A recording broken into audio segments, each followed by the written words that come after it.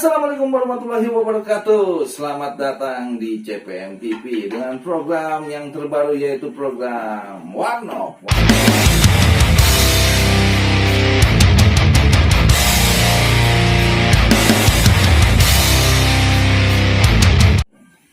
Bapak. Ya, pada kali ini kita kedatangan tamu yang sangat istimewa, yaitu dari sebuah padepokan yang sudah ternama di negeri seberang. Baik, jangan lama-lama, kita perkenalkan dengan Bapak. Namanya Bapak namanya apa? Nanya kita siapa ini? Ini tanya kagak kenal begitu.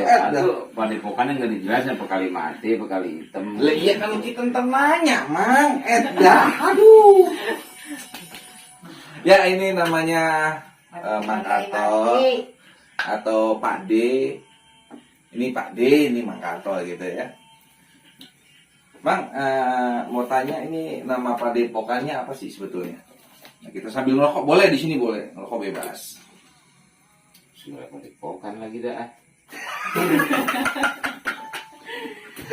Kagak pantas kitanya jadi pengurus padepokan mah. Oh, Atau obrolan biasa. iya udah. Iya, yang begini mendandaran begini mau obrolan biasa, obrolan orang bingung, Begitu. susah usaha, Iya. Jadi apa yang kita mau bahas malam ini? ngobor kodok misalnya. Itu. Kalau pilih dan bilang soge. Padepokan mah kudu dandan dulu. Maka baju pangsi, yang kebakar kemarin. Iya.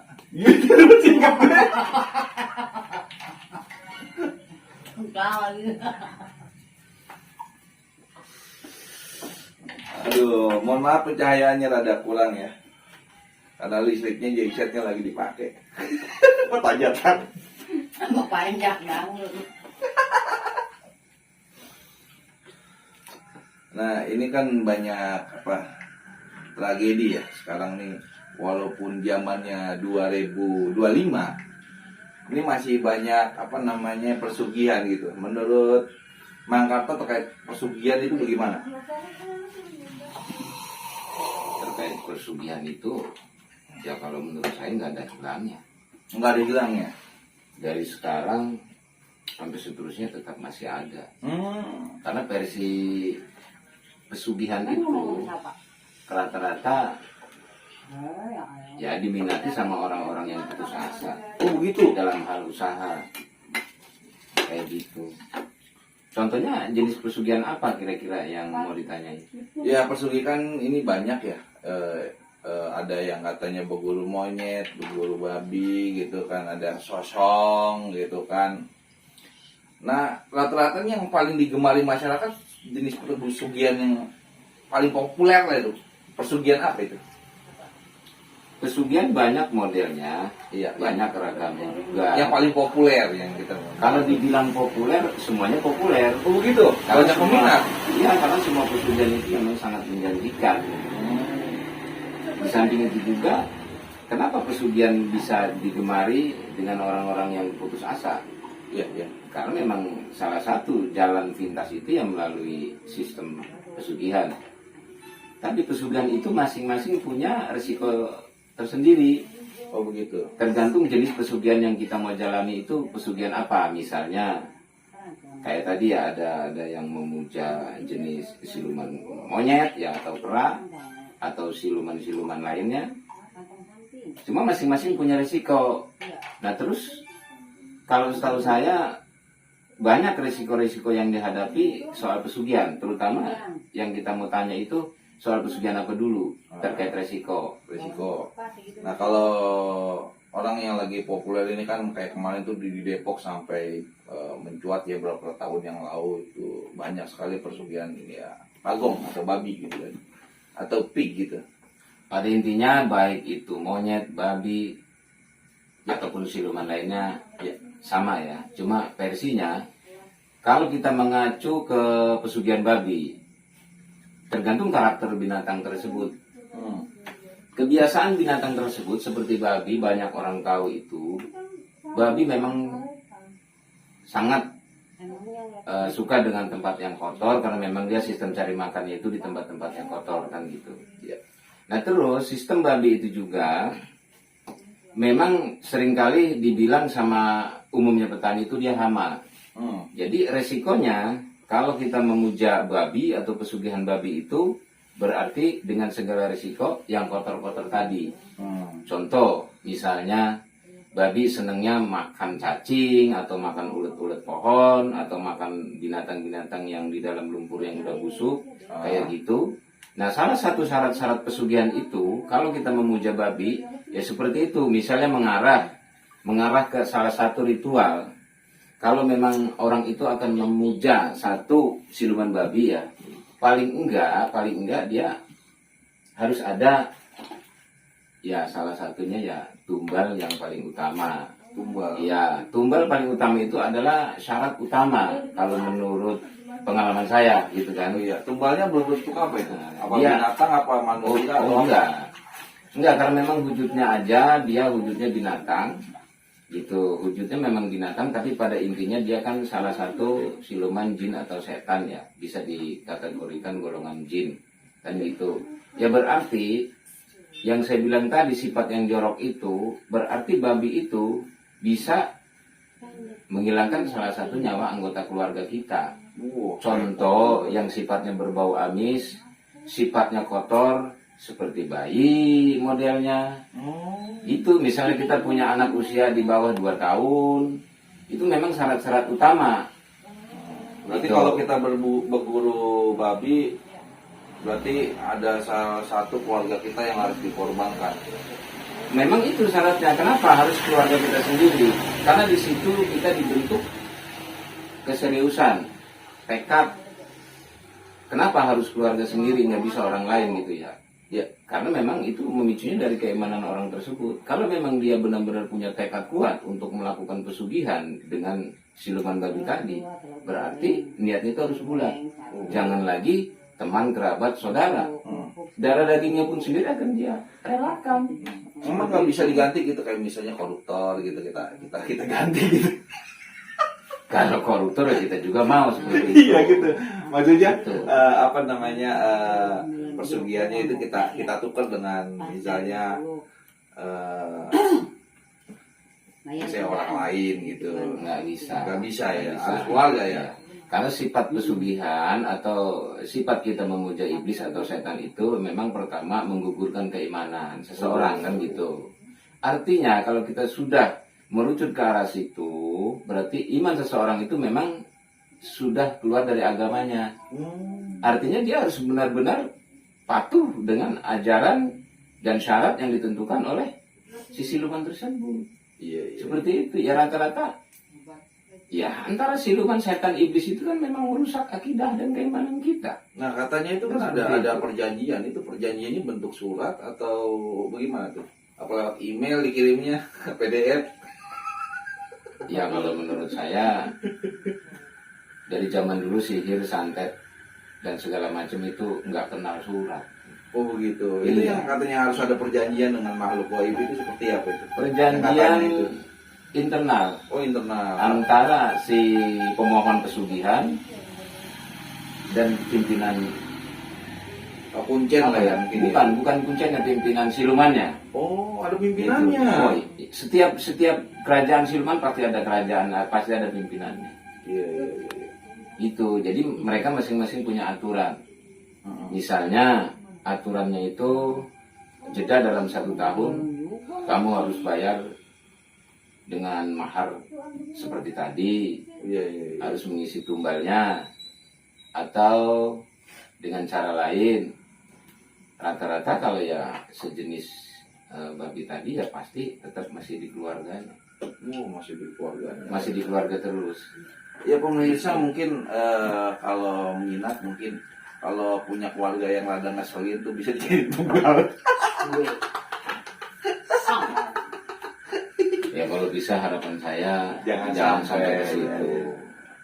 Nah Jangan itu biasanya kalau sudah misalnya proses yang sudah dilalui antara si raja jin tersebut dengan manusianya ketika sudah klop, nah itu apakah dia ketika misalnya berubah wujud, apakah benar-benar yang dikatakan oleh media-media sosial itu benar berubah menjadi sosok babi, terus menggesekkan tubuh ke tembok gitu, lalu uangnya berpindah atau seperti apa itu?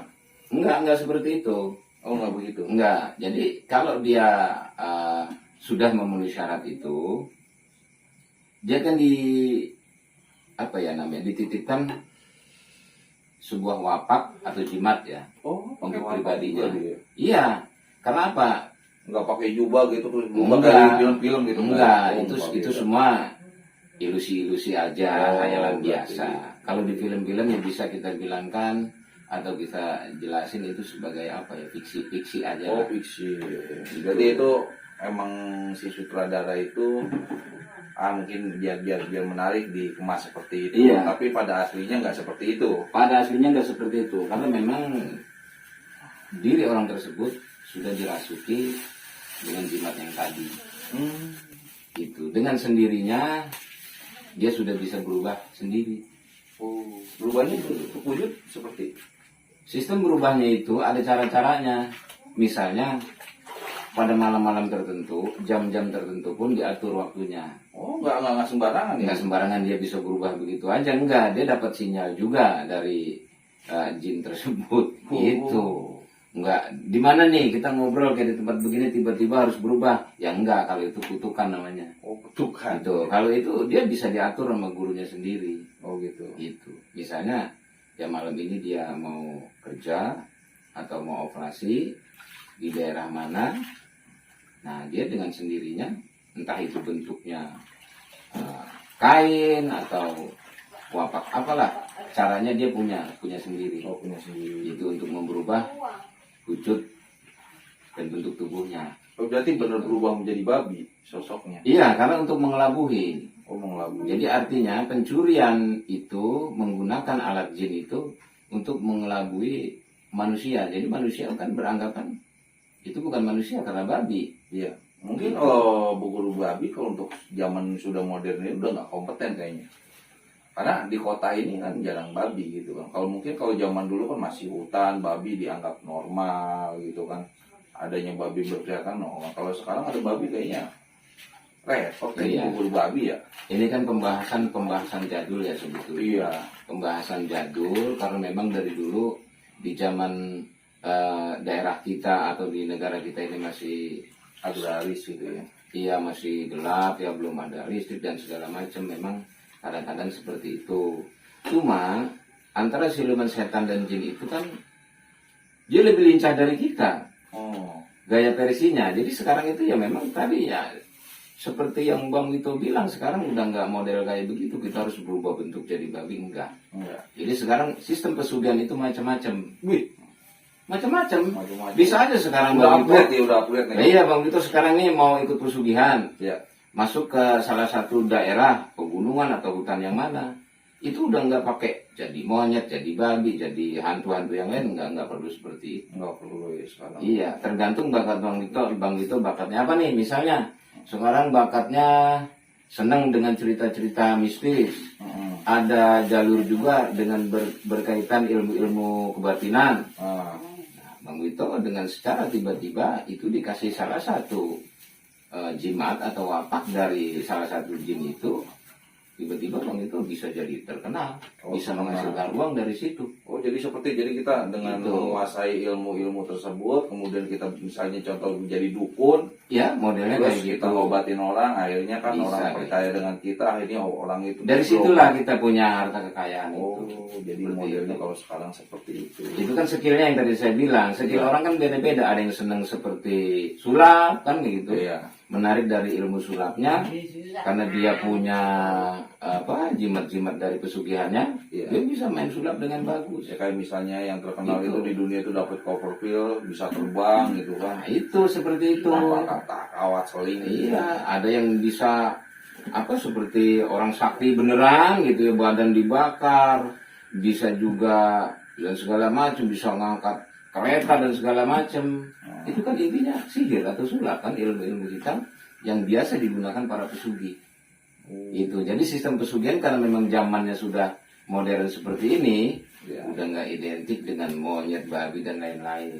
Iya, lagi juga Gitu. aneh juga kalau misalnya di kota ada babi berkeliaran hitam-hitam. Aneh, kan Udah, gitu. Iya. dikeroyok Seperti orang. itu. Intinya pesugihan nggak bakalan habis sampai hari kiamat. Oh begitu. Nggak bakalan habis. Versinya yang macam-macam. Oh jadi terus upgrade dia ya. Iya.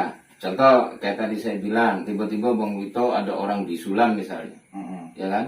Bisul bisa nggak jadi bisul kan? Bukannya pecah malah urung gitu, batal. Iya, Disembuhin. iya. Besok dia ngomong dari mulut ke mulut. Oh, berobat ke sono, Berobat sono, kan? kalau obat bisul ke sono bisa Nah, iya. gitu kan. Nggak taunya pas sampai sono dia bisa ngobatin yang lain gitu kan. Ya gitu salah satunya. Ada yang tangannya patah misalnya, Ya, oregano tiba-tiba gitu kan. sembuh. Nah itu salah satunya kayak gitu. Oh. Kan banyak di zaman sekarang yang pernah kita lihat ya, atau pernah kita saksikan itu banyak tiba-tiba ada sejenis yang saya dengar ada sapi. Dulu pernah saya dengar sapi bisa nyembuhin orang sakit, ada. Ya kalau kita nalar sama logika kita kan Nggak nyampe. binatang kan nggak nyampe. Ah. Ya mungkin si pemilik sapi tersebut, Mm. nah seperti itu. Jadi melalui kan tadi saya bilang, kita hobinya apa nih? Beternak. Dari salah satu ternak kita, kalau kita melakukan pesugihan misalnya, itu bisa. Misalnya kayak bisa kita senang Itu. buat wakik nih, pakai batu akiknya sakti. Nah, iya kayak gitu. Padahal itu kan udah tipu daya iblis semua. Luar biasa ya. Seperti itu. Tiba-tiba dengan alasan, oh anak kecil nih bisa nyembuhin orang stroke, bisa nyembuhin orang sakit segala macam. Dia katanya pernah dapat batu ini, cukup ditanam dalam gelasnya, dikasih air, minum airnya sembuh. Ya, itu banyak. Banyak. Ya cuman kita versi jalurnya aja yang nggak tahu. Iya. Gitu. Tapi ada nggak itu misalnya di sini kita kan mengenal agama ya, ada ilmu agama dengan ilmu yang namanya ilmu hitam dan ilmu putih. Nah itu apa ada? Kalau antara ilmu hitam dan ilmu putih itu sebetulnya memang dari zaman leluhur kita memang sudah ada, bahkan dari zaman para nabi udah ada. Udah ada ya. Karena yang disebut ilmu hitam itu ada ilmu para jin. Ilmunya dari kalau hitam Gitu. itu pemirsa dari jin. Nah kalau ilmu Ya. putih dari Kalau ilmu putih biasanya tuntunan dari agama. dari agama. Itu mengajarkan kita soal kebaikan, menghargai orang, tidak boleh artinya saling dolim, saling Hmm. ya baku hantam sama sesama, gitu kan. Nah tapi kalau ilmu hitam itu ya seperti tadi kayak ilmu sihir, ya ilmu sihir kan santet, sihir dan segala macam itu sejenis kan seperti itu. Nah itu karena memang dia kandungannya atau kodam dia itu memang jin, seperti itu. Itu disebut antara hitam dan putih itu. Oh gitu. Itu ya bukan berarti orang menggunakan ilmu hitam kok bisa gitu ya, bisa sakti. Berarti kan yang memberikan kesaktian itu tetap yang maha kuasa. Enggak juga. Enggak juga. Yang maha kuasa sudah mengajarkan kita dari kitabnya. Tinggal kita yang Ada memilahnya. tutorialnya ya. Iya, tinggal kita yang memilah gitu. Kalau memang mau di jalur ini, ya tetap kan di situ ada si kodam tersebut. Ada yang nunggu semua amalan-amalan yang dipelajari. Katakanlah ilmu hitam seperti itu. Ada. Ya karena kita bersekutunya sama si A, si jin tersebut, maka si jin tersebut bertanggung jawab. Itu apa yang kita inginkan. Kalau jin itu mampu ya kita bisa. Kalau menurut Itu. Pak ini yang punya warung nih, pendapatnya seperti apa nih tentang fenomena yang mungkin sekarang lagi naik lagi nih trendingnya terkait dengan persugihan itu. Karena mungkin banyak nyari kerja susah gitu kan, akhirnya lebih pada ke mistis lagi nih kayaknya nih. Kan seperti hilang gitu kan. Gimana menurut Pak Di? Ya menurut saya sekarang zaman susah, mungkin orang kebanyakan Jadi yang praktis-praktis ya. jalan pintas praktis gitu. Bukan begitu, Isino. Betul. Makanya sekarang itu kita seperti ini ya. Bukan berarti kenapa kita berbuat baik tapi tambah sulit kehidupan. Yaitu memang salah satu ujian hidup. Ya. Kan begitu. Agar menguatkan keimanan. Kalau kita nggak sabar, nggak iman, gue udah bener nih. Tapi masih sulit, masih sengsara, ngapain aja nggak pernah benar, ya kembali lagi ke perbuatan buruk. Wah, begitu. Makanya di zaman sekarang yang disebut sudah akhir zaman, hati-hati. cobaannya banyak. Benar. Itu beda sama zaman para nabi. Zaman para nabi kan makanan terbatas, Iya. ya kan? Nggak ada Alfamart, Hmm. ya kan? Nggak ada nasi padang, nggak ada segala macam. Jadi orang banyak kegiatan tuh lebih baik kita berpuasa, lebih baik yang baik-baik nih kita menjalankan agama. Tapi sekarang jangan salah, cobaan itu lebih berat sekarang.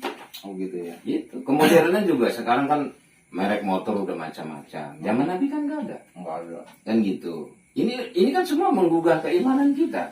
Iya, jadi kita tuh Kayak terpukau gitu. dengan dunia, lupa akan akhirat. Mungkin Nah, seperti itu. Sekarang orang udah macam-macam punya handphone.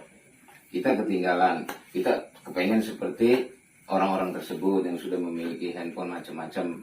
Nah, itulah salah satu cobaan hidup di zaman sekarang ini. Makanya hati-hati dengan keimanan. Kita mesti tabah, mesti tahu apa yang kita perbuat itu mudah-mudahan di jalan yang baik. Kan seperti itu. Kalau kita nggak sadar akan itu, ya hilap lah. Udah pasti jalan pintas yang kita kejar. Apa itu kita pesugihan atau pasang susuk dengan sesuai koridor kehobian kita dalam sistem usaha.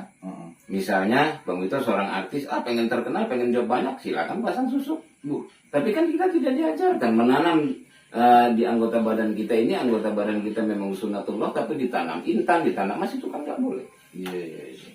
Nah itulah menggugurkan salah satu keimanan dengan kemodernan di zaman sekarang. Makanya hati-hati, di zaman sekarang itu memang harus kuat kita menjaga keimanan. Nah kalau model saya nih, ini kan kita kan sakit ya, karena tangan patah dipasang pen. Ini apakah itu juga menggugurkan keimanan? Oh, beda. Kendalanya lebih singa di tangan. Kalau itu kan sistem keilmuan, Iya, ilmu para medis. para medis. Kita bukan berarti tidak menghargai para penemuan-penemuan ilmu medis ya. Sangat kita hargai, walaupun ya medis itu ya memang kalau kita dibandingkan antara ilmu medis dengan ilmu obat itu memang di luar jaraknya, karena memang nggak ada sinyal buat menyambungkan itu nggak ada. Tapi sangatlah kita hargai karena memang itu kan lukanya luka medis. Iya, komedi. Ya jawabannya harus medis. Medis. Kan seperti itu. Cakep nih. Nah, untuk pesan-pesan nih Bang Karton nih, kayaknya kita nggak cukup satu episode, akan terus berlanjut ke beberapa episode ke depan karena masih banyak banget pertanyaan-pertanyaan untuk Bang Karto. Memang pengalamannya sangat luar biasa. Untuk pesan-pesannya Bang Karto untuk para pemirsa gimana? Pesan saya untuk para pemirsa semua rekan dan kerabat, ya kembali apa yang tadi saya bilang, di zaman kemodernan dan serba canggih seperti ini, ya kita harus banyak istighfar dan banyak sabar-sabarlah ya, walaupun kadang kita jatuh bangun dalam berusaha seperti itu. Intinya tidak ada sebuah permasalahan yang tidak ada jalan keluar, kan seperti itu. Yang penting ya kita baik. Itu pesan saya, semuanya sabar, tawakal, dan tetap berpegang teguh pada agama kita. Itu aja ya. Oke, terima kasih Kisenor kedatangannya di Waronoba. Terima kasih. Ya, mantap. Oke, jangan lupa untuk like, comment, share, and subscribe ya. Ini episode pertama, masih banyak kekurangan, alat juga masih kurang, pencahayaan masih kurang. Kita akan perbaiki ke depannya. Terima kasih yang udah nonton. Saya ucapkan wassalamualaikum warahmatullahi wabarakatuh. Sampai jumpa untuk di episode berikutnya.